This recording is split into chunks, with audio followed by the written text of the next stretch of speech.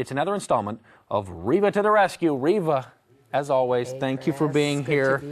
Let's start right out with do safe things with your money. That's your main advice right up front. Do safe things with your money. Right, and safe things is not necessarily keeping it in the bank and not spending it. That's not a good strategy for a small business owner. Safe things with your money is invest wisely. I don't mean in the stock market, but I mean in your business. Look at areas that maybe you can grow, areas that you've been thinking about penetrating and maybe you haven't. Okay. Areas like we talked about earlier about maybe you can liquidate a lot of inventory. You might create a whole new part of your business. Now, you talked about things that maybe aren't selling so hot. Maybe you create almost a bargain basement subsection. I think sometimes small business owners overthink it. So take a step back and say, as a consumer, what concerns me? What am I worried about now? And try to think like your customer would think, and then do something that they might want to do, like spend less money on products or things like that. So that's one safe thing. Another safe thing is look at where maybe you are spending too much money. Even do something as silly, it might sound silly, like an electricity audit. You know, how are your light bulbs? Are you using the light bulbs that cost a lot of money? Are you keeping your screen on? People don't realize that if you keep your screen on all day, it costs a lot of money. Even if you have a small refrigerator in your office, is it energy friendly?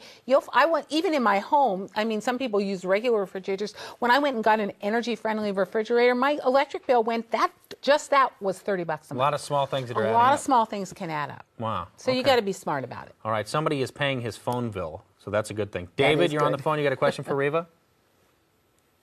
David, are you there? Yes, I'm here. Question for Rieva. Yes, we're in the startup phase of an online community called Teens Gone Green. Our goal is to promote eco-awareness and education on going green for teens.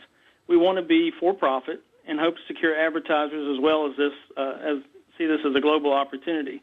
We'd like to partner with corporate sponsors who are pursuing green initiatives, such as Microsoft and others, or investors to help make this happen.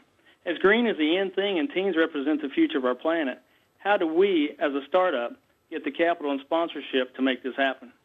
Well, one of the things, you said you're a for-profit. I want you to take a look at that because a lot of people mistakenly think if they're a nonprofit, they can't make money, but you can. An entrepreneur can actually make a lot of money at a nonprofit. Really? You just can't make a profit. But there are other ways that you bring in money. And the reason that I'm saying that, because green is such an issue now, a lot of the corporate sponsors have separate budgets that they invest in good businesses. But a lot of that is targeted to nonprofit businesses just because it makes stockholders feel better, it looks better, it's a better marketing tool that they can say they gave to this nonprofit business. So I want you to just take a look at that and see, could you be a nonprofit as well? And don't let the fact that means I'm going to be poor for the rest of my life stop you, because that isn't. There are a number of big marketers out there who have green initiatives, and a lot of them are the ones, pick up a magazine, go to the newspaper and say who's paying for the ads.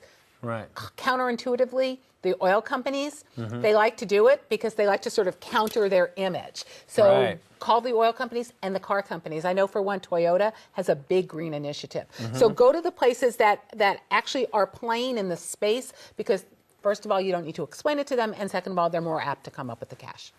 That makes sense. All right, David sort of alluded to something that a ton of emails came in for you today.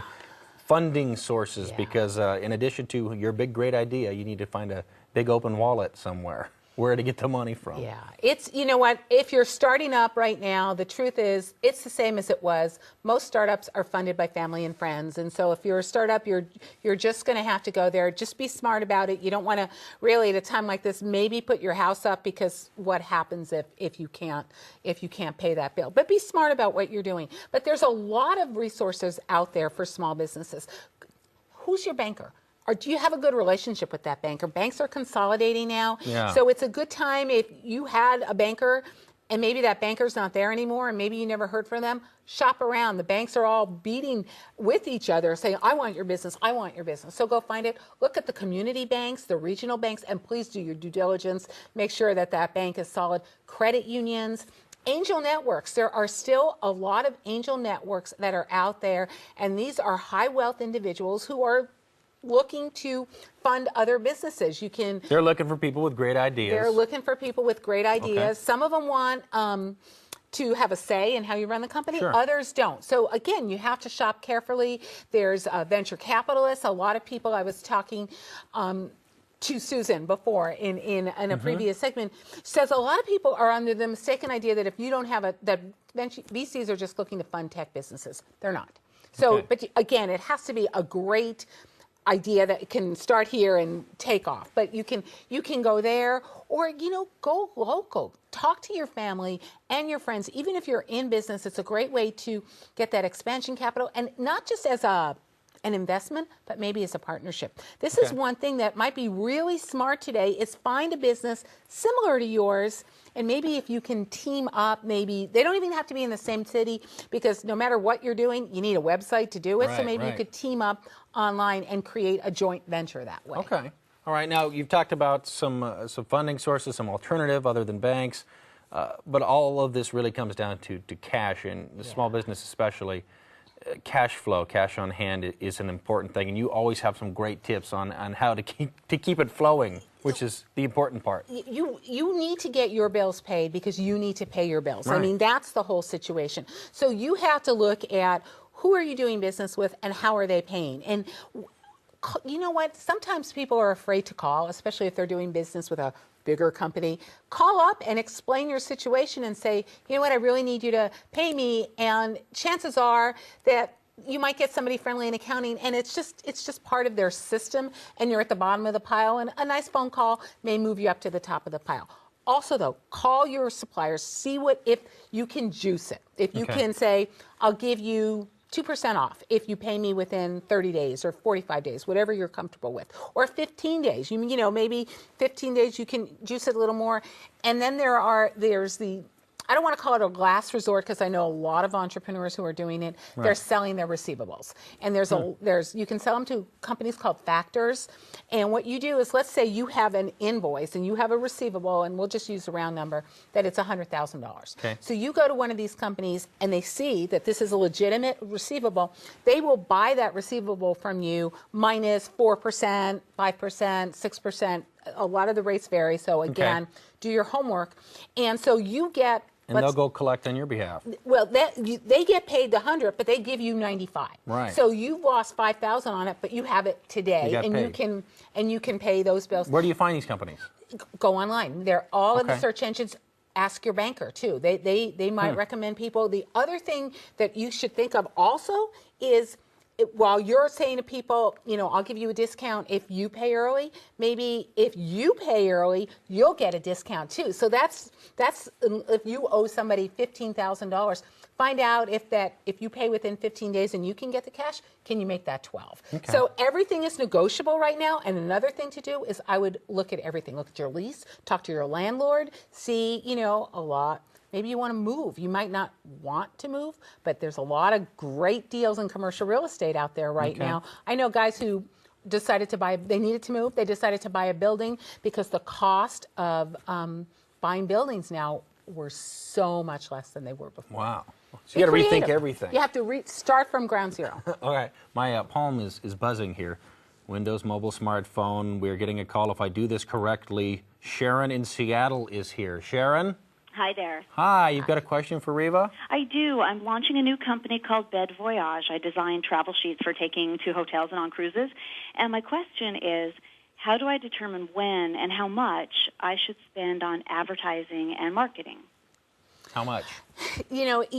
There's a formula out there for every single business. It's return on investment. If you spend this much, what are you getting back? So you got to test the waters. You have to dip your toe in, don't spend your whole budget, and see, if I invest this much money in advertising, I'm getting this much business back. And then once you come up with what that is for you, because it's different in every business and in every venue, then juice it up a little.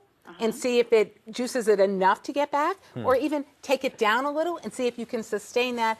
And then I really recommend that you spread your sources around. If you've always been advertising in the local newspaper and it's worked for you, I'm not saying take it out of the local newspaper, but maybe spend a little less and try something else. With advertising and marketing budgets, you should always be looking for what's new, and you really should go online because so many people, that's where they're going to get their information. And that's where they're looking at ads online or looking at information. And one of the things that you should do that's not actually advertising but is marketing is start a blog, get your name out there, brand your company so people are aware of who you are. I'm trying to work technology here, which is making it easy for me. The Windows Mobile Smartphone. I believe I have Steve from North Carolina. I'm going to switch over the line. Steve? Yes, how are you? Yes, we're good. You got a question for Rieva? I do, Rieva. Steve Cole, we've got a leather upholstery company in Hickory, North Carolina. About a 2-year startup, doing about $2 million a year. Just acquired a private label that'll push us to about $8 million, and they're excited about that. But looking for capital, and had a venture group set up. And with the failure of a bunch of banks about 2.5 weeks ago, they lost their line of credit, and we were left kind of high and dry. And again, my bad. I had a lot of eggs in one basket. I know that was wrong, but just looking for financing. Again, I know it's tough out there. I've been on blogs, I've been on forums, I've done some pay sites. Just looking for some advice where to find some financing for actually a pretty good company that we're in love with, but trying to sell it to some other people. Well, you know what, Steve? It sounds like you've got a great story there. You've got money. You're making money. You've got cash coming in. You've got a new business. I would go, you're in North Carolina. Bank of America is really big there. I'm not recommending a bank, but that's where their headquarters are. So there's got to be tons of branches. I would start with your local bank and see what you can do there. What's happening now, a lot of people aren't going into the bank because they're afraid they're going to get told no. Go back to, like we said before, go back to ground zero, start with the banks, and also go to your Small Business Development Center, asbdc.us, -us.org, and ask them who they recommend. Rieva, that's why she's Rieva to the rescue. Don't panic. Don't panic. Keep moving forward. That's the main message here. More information about Rieva or any of our guests, go to our website, www.sbsummit.com/guests.